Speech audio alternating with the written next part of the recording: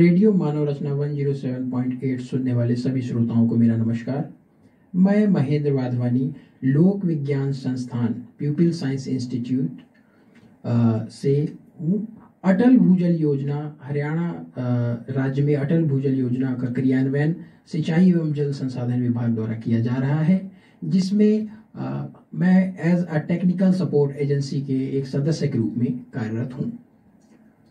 हरियाणा में अटल भूजल योजना को लागू करने की आवश्यकता क्यों है, वह हम सबसे छुपा हुआ नहीं है।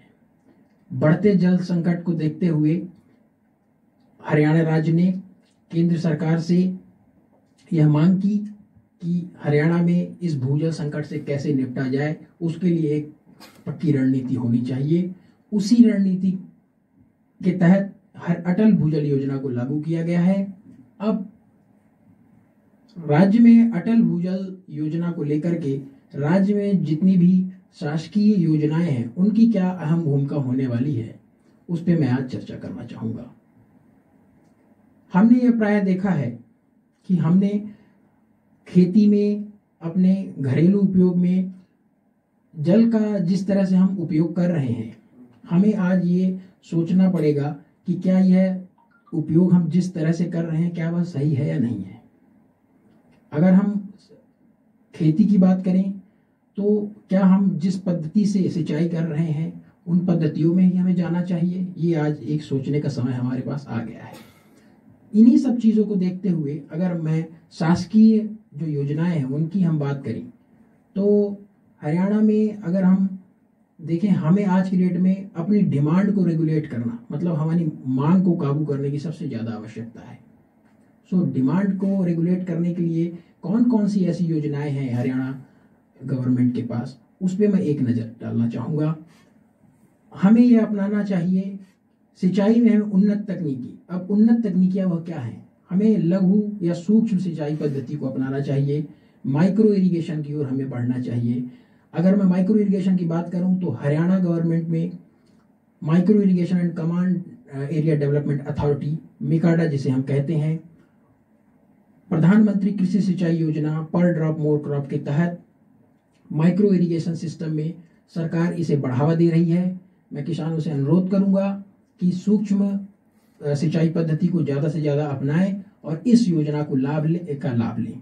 दूसरी अगर मैं बात करूं कि कौन सी फसलों का हमें चयन करना चाहिए, आज ये सोचने की बहुत बड़ी आवश्यकता हमें समझ में आ रही है। कम पानी की फसलों को हमें बढ़ावा देना चाहिए। इसके लिए भी हरियाणा गवर्नमेंट की बहुत अच्छी योजना है, मेरा पानी मेरी विरासत।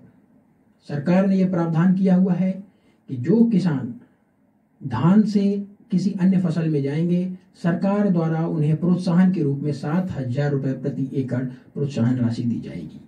तो मैं ये बात आप सब लोग से अनुरोध करना चाहता हूँ, सभी अपने किसान भाइयों से अनुरोध करना चाहता हूँ कि हमें आज यह सोचना चाहिए कि हमें कौन सी फसलों को लगाया जाए, हम कौन सी फसलों को लगाएं ताकि हमारे पानी की खपत कम की जा सके। दूसरी एक और मैं बात करूंगा किसान भाइयों के अलावा, हमें अपने व्यवहार में भी परिवर्तन लाने की आज आवश्यकता है। हम ब्रश करते हैं, टैप ओपन करके हम ब्रश करते हैं। हमें अपने दैनिक जीवन में भी, आचरण में भी अपने लाना है कि पानी की क्या वैल्यू है, उसे हमें समझना पड़ेगा। हम एक ग्लास लेकर भी टूथब्रश और हम ब्रश कर सकते हैं, जिससे हमारा ज़्यादा से ज़्यादा पानी बचेगा। तो हमें योजनाएं तो हैं सरकारी, लेकिन उसे हमें अपने व्यवहार में भी लाना आज बहुत ज़रूरी हो गया है।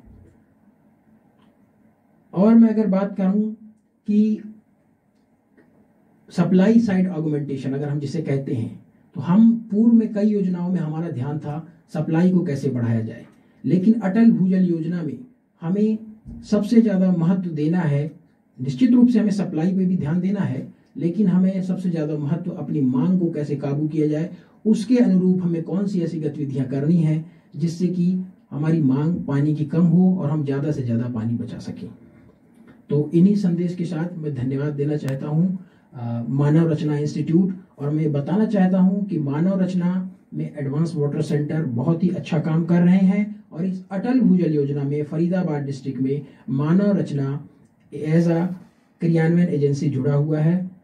सो मैं ये आज इस मंच से सबसे आग्रह करता हूं कि हमारे इस अटल भूजल योजना से अधिक लोग जुड़ें और इस योजना को सफल बनाएं। धन्यवाद।